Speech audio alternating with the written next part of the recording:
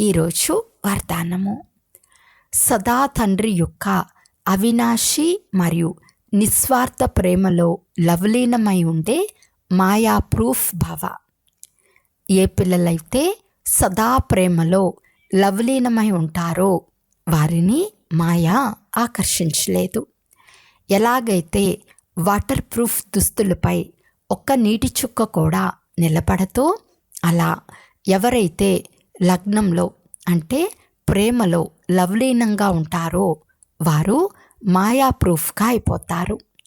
మాయ యొక్క ఏ దాడి కూడా యుద్ధం చేయలేదు. ఎందుకంటే తండ్రి యొక్క ప్రేమ అవినాశి మరియు నిస్వార్థమైనది.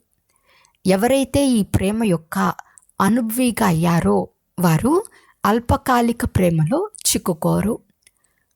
ఒకరు తండ్రి, రెండవది నేను, మా మధ్యలో మూడో వారు ఎవ్వరూ రాలేరు.